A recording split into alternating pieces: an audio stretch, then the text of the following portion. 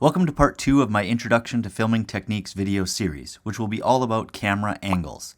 If you missed the first video about shot sizes, make sure to check out the link in the description below. So, the most successful cinematographers know that the creative choices they make can dramatically strengthen the narrative that they're trying to build. In my first Filming Techniques video, we learned that one of the most effective ways to do so is to be cognizant of your shot sizes. But when carefully selected shot sizes are combined with dynamic camera angles, the creative opportunities open up exponentially.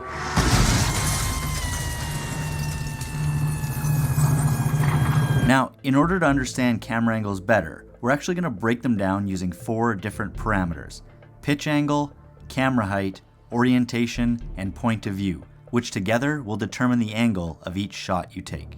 First, let's talk about pitch, or the degree to which the camera is tilted up or down.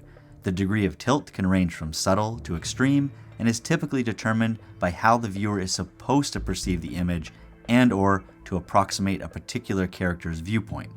Therefore, as you change the camera's pitch angle or degree of tilt, you not only impact the aesthetic and composition of the shot, but you will also influence the psychological leverage over the viewer. When the camera is pointed straight across at a subject or object with no tilt at all, it's called a straight angle or level shot.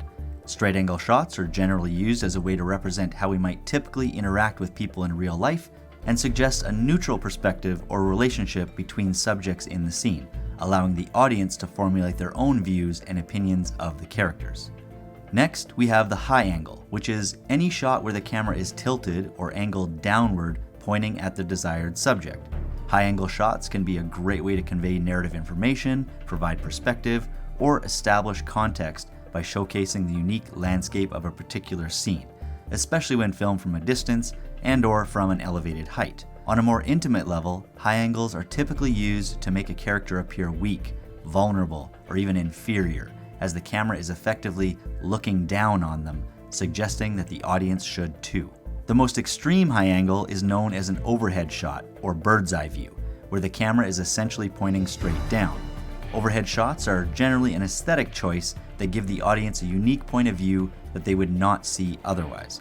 They can be used to elicit emotional or dramatic impact, especially when combined with extreme heights, and are a great way to add tension or punch up the action by implying that a character is in danger or maybe just in some extreme action situation that, if we're being honest, is quite often likely just a cool shot for entertainment purposes. Last but not least, we have the low angle, which is any shot where the camera is tilted or angled upwards, pointing at the desired subject. Low angle shots are often very subtle when used for dialogue, as the camera is positioned slightly below a character's eye line, but they can also have a more exaggerated tilt, often to suggest strength or power, and a dominant perspective or relationship over others in the scene. An extreme low shot, also known as undershot or worm's view, is a great way to show vertical depth or scale in a scene and can create a sense of awe or admiration for something that may be beyond the character's reach. Just think of high and low angle shots as like bacon and eggs. When you have one, then you usually have the other, meaning they are most often used in combination or as reverse shots of each other in order to emphasize the perceived power dynamic that may exist between subjects in the scene. Low angle for the powerful character and high angle for the weak. For example, in this scene from Crazy Rich Asians, the mother-in-law-to-be Eleanor moves forward, making Rachel step back and down one step, leaving Eleanor in a higher, more powerful position, where she then lets Rachel know what she really thinks of her. You will never be enough. Oh, no, she didn't! Oh, yes, she did! Having said that, there are plenty of examples where the opposite of this happens, like the sewer scene from It. The reason why it works in this case is because Pennywise takes a submissive, lower position to gain Georgie's trust so that he can ultimately lure him in as his prey.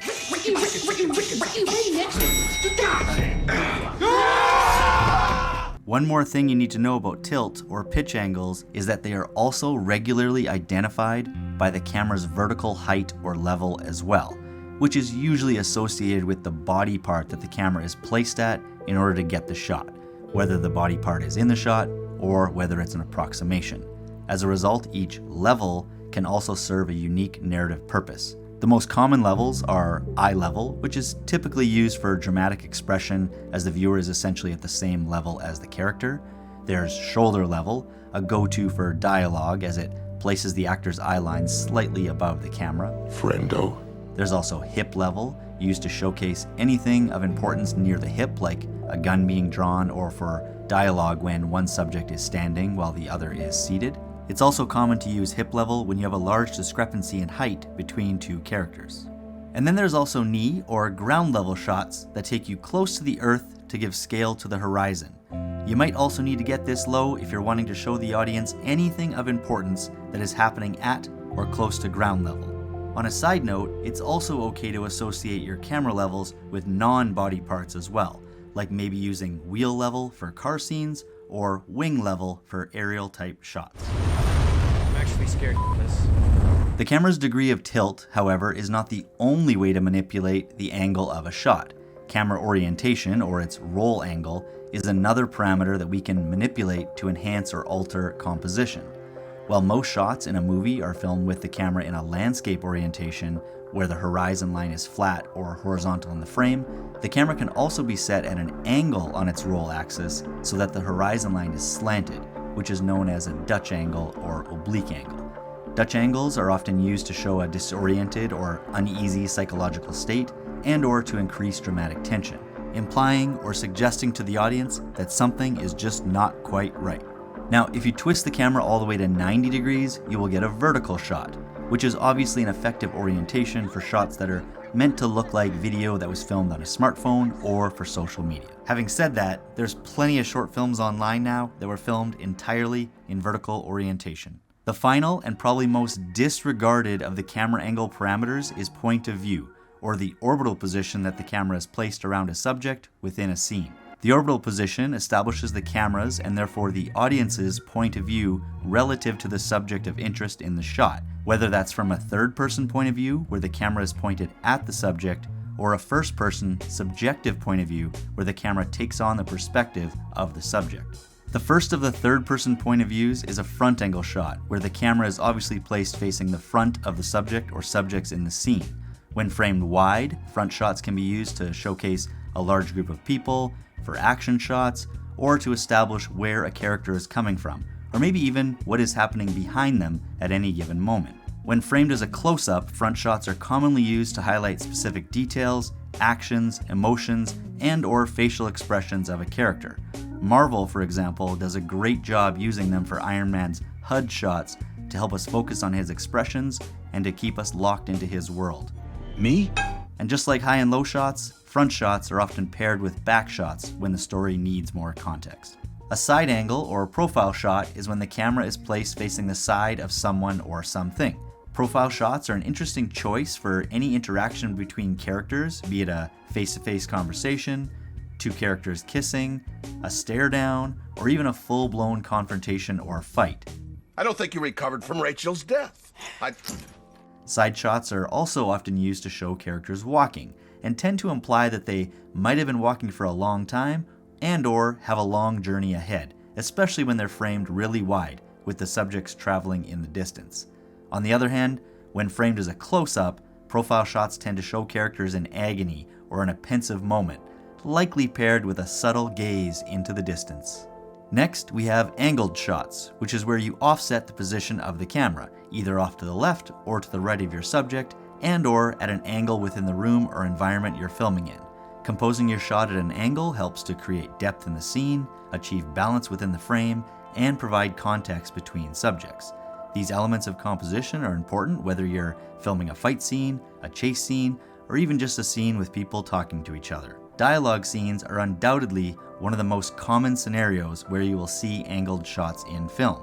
Filming a conversation at an angle, like this over-the-shoulder shot, not only shows how the characters are physically positioned in the scene, but it also helps direct your character's eye line comfortably off to the side of the frame rather than towards the camera, even when you cut in closer for your single shot.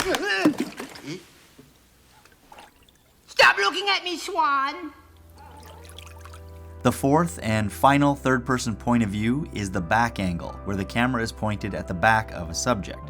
But while filming from behind will sometimes just showcase the backside of an object to provide detail or for a creative look, they are mostly utilized and effective at putting the audience at the same vantage point as the character. Back angles that are filmed for this purpose can be framed a bit tighter, as an over the shoulder or as what's known as an over the head, which gives the viewer the sensation they are looking in on the scene with the foreground characters, but they can also be filmed wider, where we would once again consider the subject a part of the scene. When shots that are filmed from behind include multiple characters who remain visible on the screen, it is implied that they have a joint point of view, as long as they're sharing the same perspective of the events that are unfolding in the scene. Now, if we switch things up a bit and we eliminate the character from the shot, but we still keep the camera filming from the character's perspective, we get a first-person or subjective point of view. A POV shot still shows what a character or subject is looking at or experiencing, but is now uniquely represented through the lens of the camera. A POV is regularly set up by first showing the character looking at something, followed by the POV shot to confirm what they see, along with a shot of the character's reaction afterwards. This could be something across the room, or as a close-up insert shot where we might see the character looking at something they're holding in their hands, like a phone or something they're reading. Usually this signifies something of importance in the story. Some POV shots, however, can be much more immersive than others, where the camera is literally the audience's perspective for an extended period of time, maybe even the entire movie. This means that whichever way the character moves or looks, so too does the camera, which therefore influences the audience's point of view as well. These POVs are frequently used in horror or found footage films like The Blair Witch Project, Chronicle, or Cloverfield, where the entire movie was, in theory, filmed with a regular camera by the characters in the film. Some of the most unique POV shots are ones that are obstructed or limit our field of view in some way. This might include seeing out of a character's eye where the eyelid is blocking part of the frame, or maybe binoculars, keyholes, or even a gun scope, which serves to literally isolate the target in the shot for the viewer. While not exactly in the same category, there are also many examples of technological first-person POVs, where the viewer takes on the perspective of a machine like the Terminator, or a person wearing some sort of goggles or glasses with advanced tech. In these cases, the audience is usually introduced to a change in tint, but most importantly, the screen is now updated with pertinent information, graphics, and data related to what is being seen or experienced by that character. Like in this example from Free Guy, as he only sees the items linked to gameplay when he has the glasses on. POV shots can even represent the point of view of an inanimate object, like the trunk shots used by Quentin Tarantino. However, using an object's reflection is probably one of the most interesting and popular ways to use an inanimate object for a POV. Whether the reflection is off of glasses, a window, a mirror, or another object found in the scene, this type of POV is a creative way to establish a unique perspective of the scene, almost like the viewer is a fly on the wall. Alright, so the final POV that we're going to cover is one where a character literally looks directly into the camera. Often, this is done so that the viewer can feel the connection between the character that is looking at the camera and the character being looked at. A powerful technique to emphasize the love between two characters. A slightly more adjacent example of this are the modern social media or webcam-based movies where the dialogue and reactions of each character are continuously recorded by multiple cameras as they interact with each other on a computer screen, aka the audience's perspective. Oh, hello. I know, right? But by having a character look directly into the camera, you can also have them break the fourth wall, meaning that the character is actually aware of and acknowledges the fact that they are a fictional character in the movie. This is typically a comedy device where the character communicates something directly to the audience, either in the form of a look, a gesture, or even an actual line of dialogue that, while it happens in the movie, is actually meant for the viewers. Just enjoy yourself. That goes for you all, too. Yes. Experimenting with camera angles and shot sizes can be a great way to add drama and richness to your narrative, but when you combine them with creative yet intentional camera movements, you will get an even more pronounced effect. To learn more about filming techniques such as camera movements, make sure to check out the other videos in this series. Links are in the description below. If you got something out of this video, make sure to drop a like, and if you're new to the channel, please consider subscribing, and I'll catch you next time.